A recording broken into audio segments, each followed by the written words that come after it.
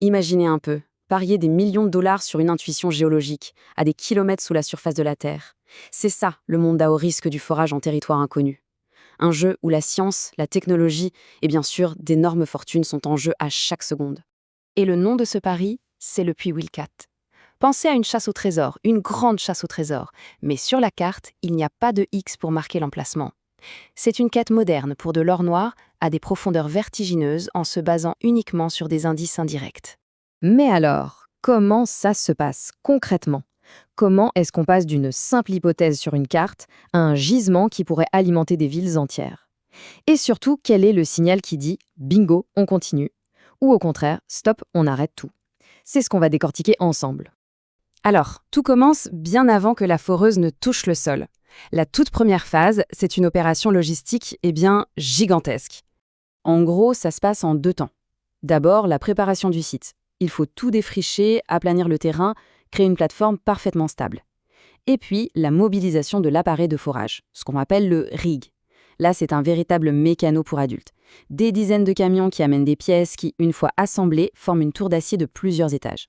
Une fois que ce puzzle géant est en place, la vraie chasse aux indices peut démarrer.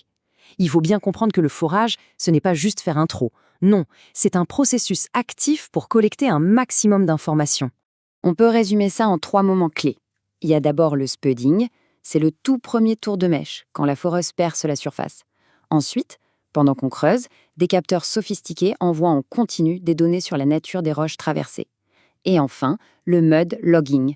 On analyse les débris de roches qui remontent avec la boue de forage pour y chercher la moindre trace d'hydrocarbures. En fait, ces 2 méthodes, elles sont comme les 2 faces d'une même pièce, parfaitement complémentaires. La diagraphie, c'est un peu l'échographie du sous-sol. Ça nous donne des mesures électroniques. Le mud logging, lui, est beaucoup plus direct. On a de vrais morceaux de roche entre les mains, on peut les voir, les sentir et détecter physiquement la présence de pétrole ou de gaz. Donc, on se retrouve avec des gigaoctets de données, des caisses remplies d'échantillons de roches, super. Mais tout ça, brut de décoffrage, ça ne veut rien dire, c'est juste du bruit. Le vrai défi, le cœur du métier, c'est de faire parler ces chiffres et ces cailloux, de les assembler pour raconter une histoire géologique cohérente.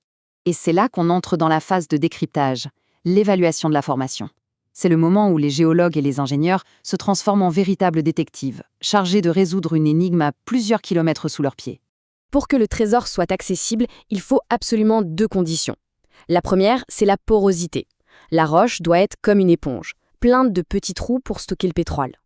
Mais ça ne suffit pas du tout. La deuxième condition, c'est la perméabilité.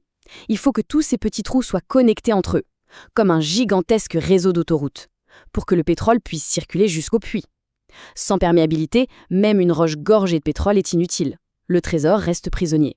C'est le moment critique. La tension est à son comble. Des millions ont été dépensés. Les équipes ont travaillé sans relâche. Toutes les données sont sur la table. Et la question que tout le monde se pose, alors, est-ce que ça a payé? A-t-on trouvé quelque chose qui en vaille la peine? C'est l'heure de vérité, parce que la décision finale, elle n'est pas que scientifique, elle est aussi, et surtout, économique. C'est vraiment le croisement entre la découverte géologique et la viabilité financière du projet. Au final, la décision se résume à un calcul assez binaire. La roche est-elle à la fois poreuse et perméable? Est-ce qu'on a notre éponge connectée? Si la réponse est oui, c'est le jackpot, le puits est déclaré commercial. Si une seule de ces 2 conditions manque, le jeu n'en vaut pas la chandelle, le puits est abandonné. C'est aussi simple et brutal que ça. Et pour bien comprendre à quel point c'est un pari, accrochez-vous bien à ce chiffre. En moyenne, seule une puits Wildcat sur 7 mène à une découverte commerciale.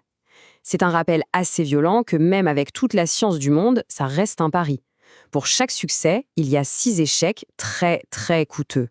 Et tout cela nous amène à une dernière réflexion. Les gisements les plus faciles, les plus évidents, ont pour la plupart déjà été découverts.